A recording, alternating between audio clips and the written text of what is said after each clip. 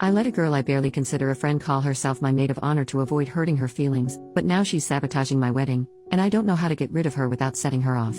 Some background info about this girl: let's call her Jess, 26F. At this point in her life, she's kind of a hot mess.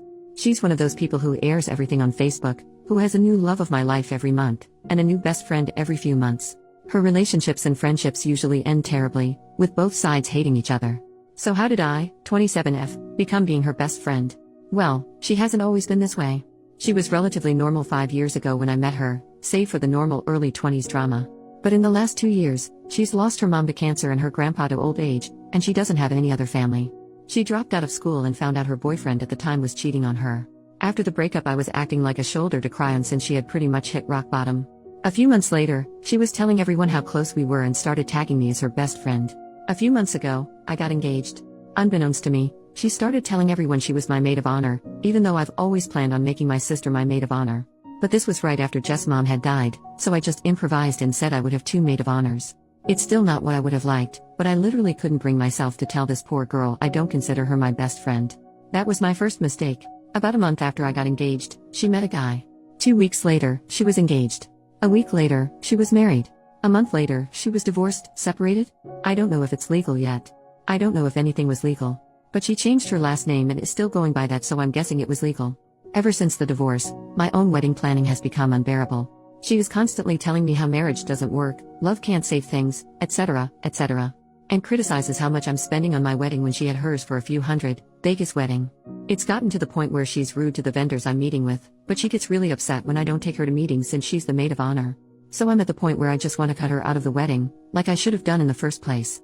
However, when I confessed this to a mutual friend, my friend let me know to be careful because Jess can be really vindictive. When she found out her ex from a few years ago was getting married, she tried to contact the bride and tell her he was cheating on her. He wasn't. One of her last besties was fired from her job because Jess made multiple email accounts and regularly contacted customer service complaining about her. And since she knows so much info about my wedding already, I'm really terrified that she'll somehow try to sabotage it. So basically, I don't know what to do at this point. I feel like this wedding is getting away from me, but I also don't know if it'd be less painful to keep her a part of it, because it would save me all drama. I don't know what she's capable of, so I'm really worried that she'll somehow make everything harder for me if I don't just grin and bear it. Help. Update. 3 months later, guys. This went full-blown crazy. Before I could have a conversation with Jess, she confronted me about it. Apparently the mutual I confided in let the whole story leak, and a twisted, more dramatic version made its way back to Jess. Shit, meet fan. It was an hour or two of me trying to explain to Jess in a somewhat calm manner that I felt she had overstepped her boundaries, and it was really taking a mental toll on me while she yelled about what a terrible friend I was and how she's tired of putting all of her faith in the wrong people, and how she was tired of trying her best to be a good maid of honor. I made the mistake of pointing out that I had never asked her to be my maid of honor in the first place, and she responded with, well, then I must be delusional. The first step is admitting you have a problem, so. Progress? Needless to say, we aren't on speaking terms. Shortly after that, I took all of your advice and called all of my wedding vendors and let them know that my fiancé and I were going to be the only people making any decisions, and set up a confirmation word with them.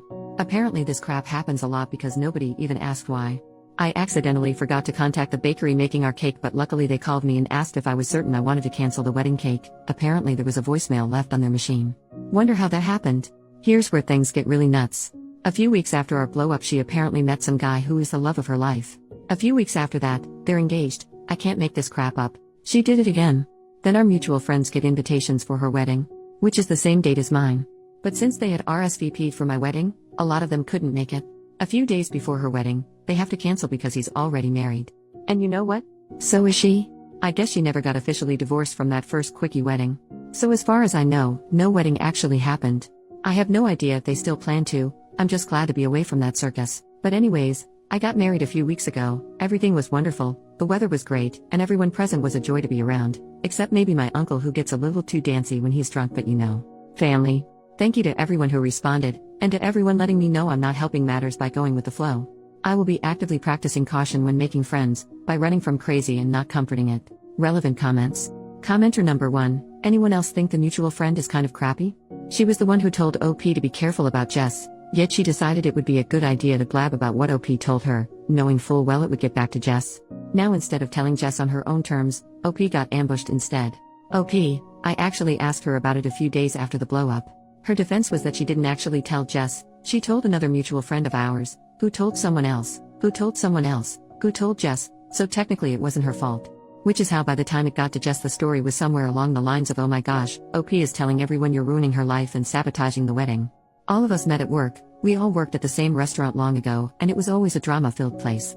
A lot of the same people still work there and still thrive off of the drama. I'm thinking it's time for me to move on from that specific crowd. Cliques are fun in middle school. In your 20s, not so much. Commenter number 2, you said I will be actively practicing caution when making friends, by running from crazy and not comforting it. I'd like to nominate the first candidate for your new policy, the mutual friend who somehow let the story leak and repeated to Jess a twisted, more dramatic version of what you had confided in her. OP, I've decided to distance myself from that crowd and all.